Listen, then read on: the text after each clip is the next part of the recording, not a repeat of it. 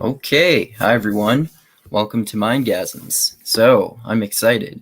As you can see, I'm going to do my belated reaction to the new Matrix Resurrections trailer. Making sure to put this out now today, this video, because the worldwide premiere is everywhere tomorrow. I know it's already premiered in some other places, so I'm gonna watch the trailer and do my live reaction to it, talk about my theories that I have formulated about what will happen philosophically and spiritually, because the entire trilogy has a lot of consistent and deep philosophical and spiritual themes, which I love to nerd out about. And I'm also going to give my thoughts on Jared Bauer's theories and predictions about what will happen in the movie. I've talked to him a few times on my channel before about philosophy and public intellectuals like James Lindsay and Jordan Peterson, and critical race theory and postmodernism, and Slavoj Žižek and Hegel, and all sorts of interesting stuff. And we've nerded out about the Matrix movies in general a little bit. So yeah, I'll get into those. So without further ado, I will play the trailer here and then give you my brief live reaction to that after, and then talk about my theories of what is going to happen. So I'm going to play that here. See if I get full We can't screen. see it, but we're all trapped inside these strange repeating loops.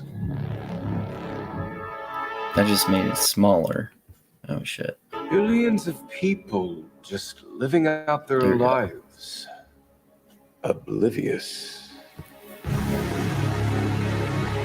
But this is the moment for you to show us what is real.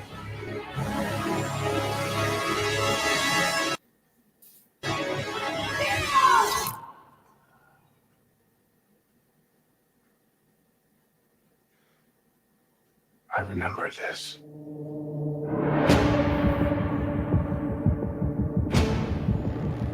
So deja vu. And yet it's obviously all wrong. Maybe this isn't the story we think it is. They taught you good. Made you believe. Oh. Believe their world was all you deserved. But some part of you knew that was a lie. Some part of you remembered what was real.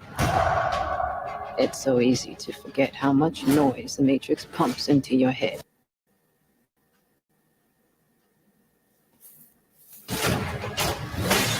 Something else makes the same kind of noise. War.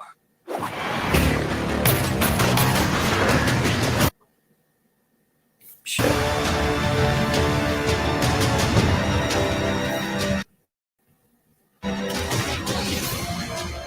What happens to Nia?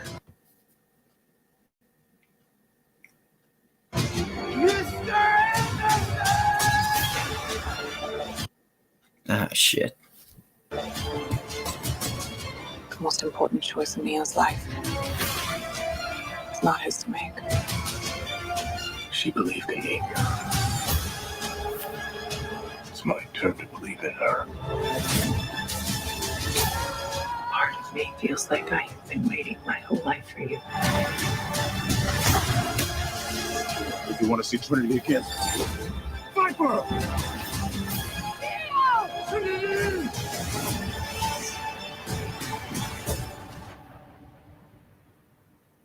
I saw this in a dream.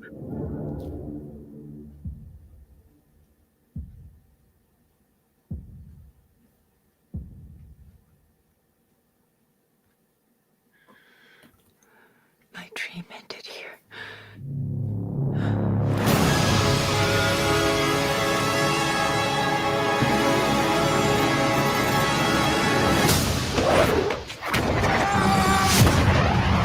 Holy shit. We still know Kung Fu. Holy shit. Holy shit. That is fucking amazing. Oh my god, sorry for my shitty internet there, but holy shit, I'm so fucking stoked for this movie. Man, this is gonna be so awesome. Okay, so let me immediately get right into my theories from now. This is just from the earlier trailer before, because I formulated my theories. So, and I can see a lot of the same patterns in this trailer here too. So I'm going to talk about my theories of what could happen in the Matrix Resurrections philosophically and spiritually. Why why are Neo and Trinity there? So they both died at the end of the Matrix Revolutions, right? They both died. Trinity died to get Neo into the Machine City.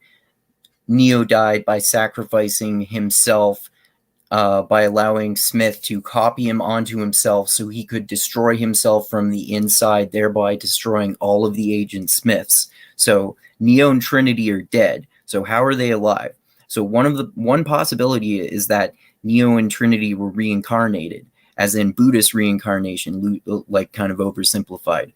We see this theme of in Buddhism, that is one of the many different types of religious or spiritual themes throughout the original Matrix trilogy of reincarnation, because when you die,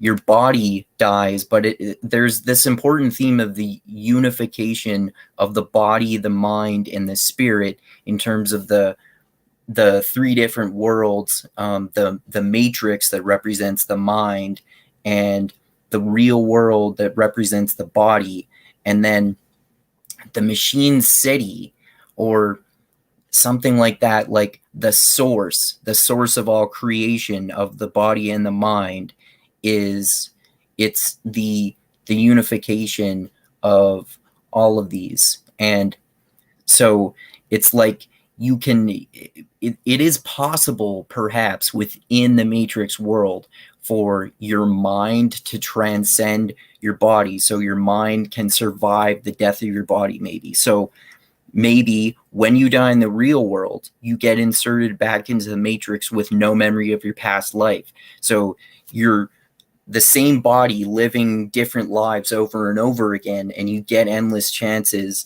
because you're just the same mind. But in this type of reincarnation, you don't remember your past lives. Now, I think there's some disagreement about that, but I don't remember for sure. I think it's one way or the other in terms of Buddhist reincarnation, in terms of whether you remember your past life or not. So that's an interesting theory, that Trinity and Neo are still there in the Matrix Resurrections because their previous bodies died, but they're inhabiting new bodies. Their same minds are inhabiting the new bodies in this new version of the Matrix, because we know from the other movies that there have been many other different versions of the Matrix before the version with Neo and Trinity, right? So they have gotten reinserted back into the Matrix, but that still doesn't explain why Neo and Trinity look the same. But then there seem to be these other characters kind of playing different versions of the same characters, like a different actor playing Agent Smith and a different actor playing Morpheus, for example, or those versions of them. Maybe they're just different versions of the same people in different realities, but then that still doesn't explain why Neo and Trinity look like basically older versions of themselves, which they are in real life. And I love how they found some sort of story excuse, which they'll explain in the movie, for Keanu Reeves to look all John Wicky and have long hair and a beard. But anyway, okay, so on to my second theory. So it would be Nietzsche's eternal recurrence. It's similar to the first one. Everyone repeats their same life in exactly the same way over again, but there are sometimes reminders of our past lives. Our dreams can also be memories from our past lives. This could apply to reincarnation as well. So we're living the same life over and over again. It's similar to reincarnation, except it's like you live the same thing. You live the same life the same way all the time. So there wouldn't be any of these changes, really. But you can see in the dreams and in some of what we see in the trailers that Neo gets kind of subtle glimpses into his past life as Neo. So maybe you are, it's just kind of like one life with all of your lives weaved together, and you've been through way more different iterations of of your life than you have, and they're just remembering their past lives rather than that they. But I guess that would mean that would kind of entail reincarnation as well. So they're kind of similar but different in a minor way. Like there is more difference in reincarnation. You can be more different versions of yourselves than you can in Nietzsche's theory of eternal recurrence. Okay, so my third theory about a possibility of what happens is that normally people get inserted back into the Matrix when they die, but in different bodies. Only their mind and soul get transferred to that new body. Neo and Trinity being resurrected in the same bodies is some kind of glitch in the Matrix, because they're supposed to be put into different bodies. So that would answer the question of why reincarnation and or Nietzsche's eternal recurrence can be valid, but they are in the same bodies, whereas other versions of the same characters are in different bodies. It's a glitch in the Matrix. That's not the way it was supposed to happen. So that's possible too, right? Okay, so my fourth theory is similar to my third one. So it is Neo and Trinity are resurrected in their same bodies, because it was a glitch in the Matrix. So that wasn't supposed to happen, except that the reason that Neo and Trinity got resurrected in the same bodies is that they're programmed. So it's not because it's a glitch. They got resurrected in the same bodies because they're programs. So that's possible because we know that there have been previous versions of the One as part of the architect's designs in previous versions of the Matrix, right? So, and we know from Smith, even in the first Matrix movie, he talks about there being previous Matrixes, and the architect talks about that in the Matrix Reloaded in his conversation with Neo, right? So maybe instead of each Matrix having a new Messiah and love interest, they are Neo and Trinity, or them with different names in each new Matrix. So each new Matrix has these programs that are different versions of Neo and Trinity, and the Messiah is just part of the architect's design, which makes sense kind of basically even just with what the architect says to Neo, that's why there's always a one, because he has to start the new Matrix. And maybe when you start, maybe Neo did start the new Matrix, because they talk, the Oracle and the architect are talking about peace and talking about how long it will last, and the Oracle says as long as it can. So maybe this could still be the new version of the Matrix, or maybe that version already failed. Who knows? But this could be the new version of the Matrix, and they're just different versions of those same programs. But yeah, I mean, it being a glitch would make more sense though for why they still are in presumably the same bodies or older versions of themselves. But anyway, if this were happening, if they were programs rather than glitches, this would mean that programs have kind of souls, basically, like, or your mind that can transcend different bodies in the same way as if what happens is Nietzsche's eternal recurrence or Buddhist reincarnation. So this would mean that programs have souls, which further breaks down the dichotomy between humans and machines, which happened a lot in specifically the second and third movies, because in the first movie, we have this really clear dichotomy between good and evil. The humans are good, the machines are evil, right? And then in the Matrix Reloaded and the Matrix Resurrections, we're breaking down these dichotomies by showing that machines are just as some machines are just as enslaved and in humans as in some ways, and there are some humans who are just as evil as the machines. So it's not just this strict binary with two extreme ends of each spectrum. It's a spectrum. There are both humans and machines that are anywhere in between these two extremes of good and evil, right? They're not inherently entirely in opposition to each other. Okay, so my fifth theory is that oh right, Neo and Trinity have both been re-enslaved in the Matrix. So the god of the Machine City that did that after Neo sacrificed himself in order to save to kill Smith. So the machine god went back on his deal that he made with Neo that he would free everyone if Neo defeated Smith. So he's going back on his deal. So the machine god was able to do that with Trinity 2 since she died in the Machine City and he had access to her body. So the Oracle herself responded, as long as it can, like I said before, when the architect asked her how long the peace that the god of the Machine City allowed after Neo and Smith died would last. So this would kind of make it more of like a Morpheus-like version in the first movie of being against the machines. So it's going back to the more simple binaries of the machines being evil because the machine god goes back on its deal rather than breaking down those binaries as happened in the Matrix Reloaded and the Matrix Revolutions. So there's that. Okay, so those are my 5 theories. So I'm going to give my reactions to Jared Bauer's theories here, who is formerly of Wisecrack, where they talk about philosophy in relation to popular culture, TV, movies, and video games. And like I said, we talked together a few times about philosophy and similar topics. My podcast, check out those episodes. Okay, so my thoughts on Jared's predictions.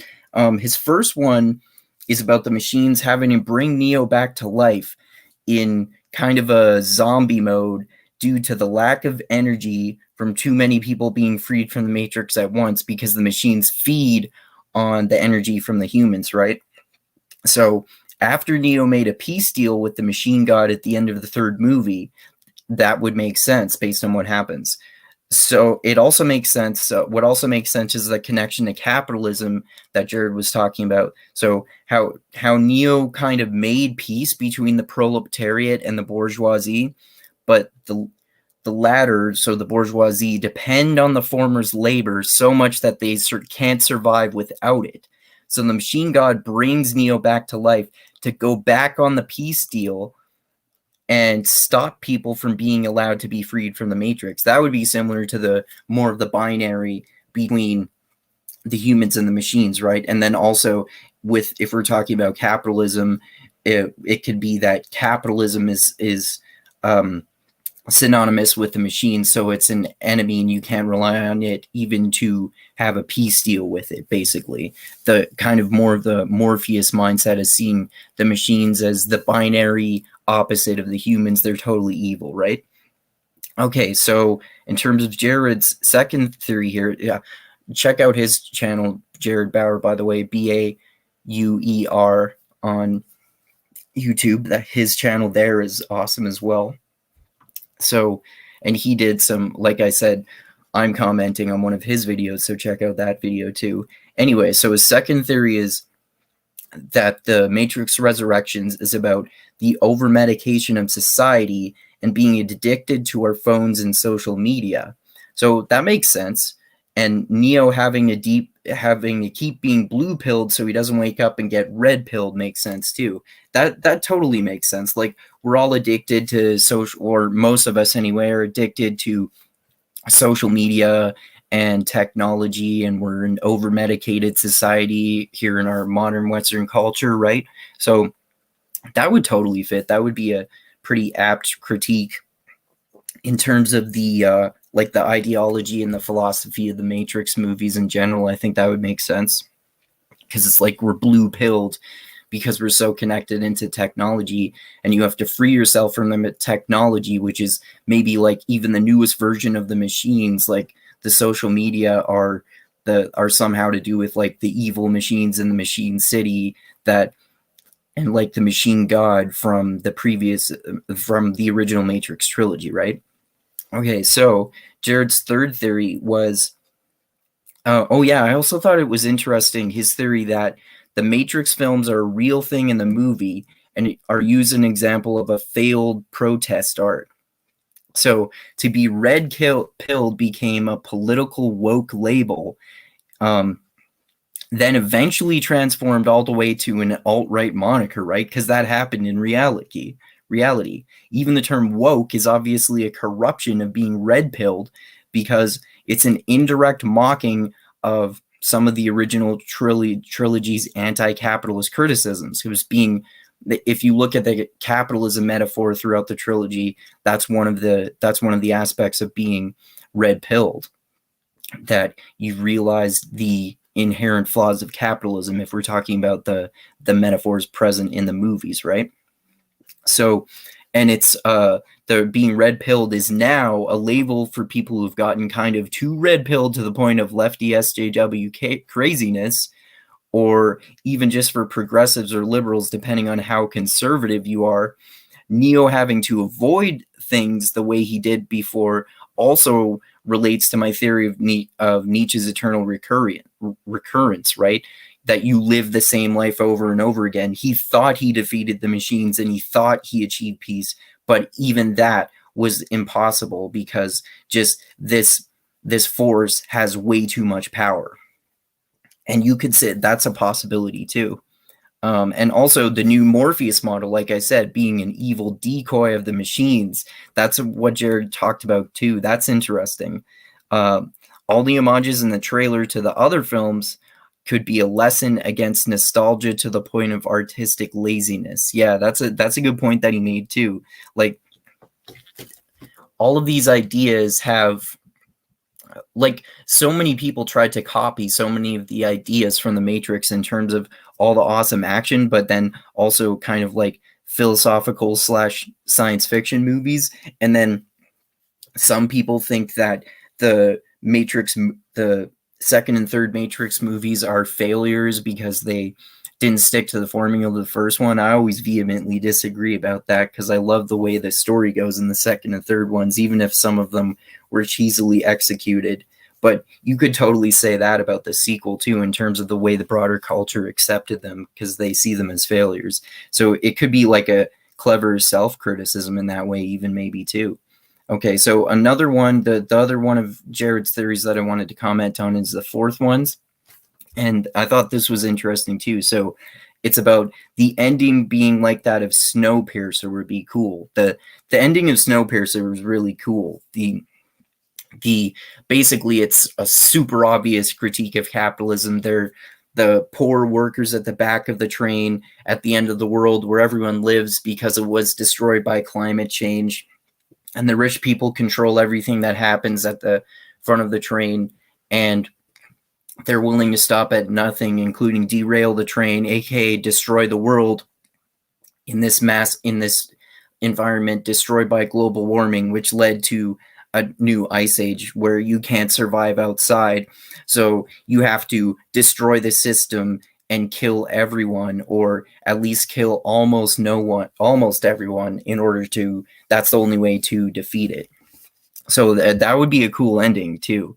So it would be that Neo has to learn that the peace deal with the machines was a mistake. So he has to derail the system. So derail the system of the force of the machines. It's much more like the militant Morpheus approach, and there being some sort of spiritual fulfillment required for revolution, like this spiritual religious sense of revolution against the machines and against evil and against capitalism, if you're connecting all of these metaphors together.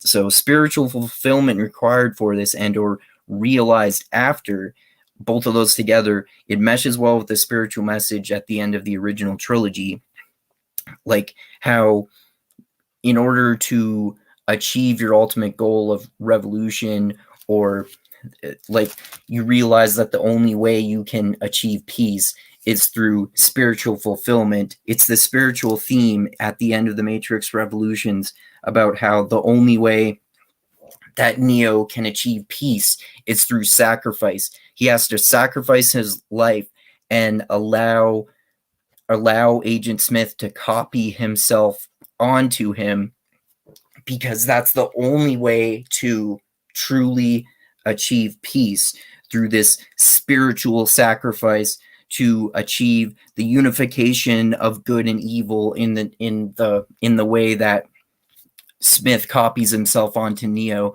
and then Neo becomes Smith, and then that is the only way that he can defeat Smith, by becoming him, so that he can destroy himself and then all of the Smiths and Smith himself in one grand gesture. So peace through the through spiritual self-sacrifice and the unification of good and evil, which is why there are so many beautiful philosophical and spiritual themes throughout the original Matrix trilogy. All right, so I've been talking long enough, so I hope you found it interesting for me to nerd out about my reaction to the trailer there, along with my theories of what could happen philosophically and spiritually in terms of the Matrix itself, and why Neo and Trinity are there, and my reactions to Jared's theories as well. Check out our previous podcast. Check out his channel, Jared Bauer. We're probably going to talk again sometime soon, hopefully, about the movie called Vampire's Kiss, the 80s movie with Nicolas Cage getting bitten by a vampire, or perhaps just being crazy and thinking that he got bit by a vampire. So that's a really entertaining movie. So look forward to that. And next weekend, probably going to do a movie chat about either Die Hard 2 or the 4-hour-long epic Snyder cut of Justice League. Apparently the Uber nerds love that, so it'll be fun to nerd out about that, especially since the theatrical Justice League was such a flop, and I agree that it was shitty. So hopefully this one is awesome. So look forward to all that, and thanks again for watching. Subscribe to the channel, click that bell to be notified when I come out with new videos, click the like button, check out my Patreon page. Even like $1 a month is a huge deal to me.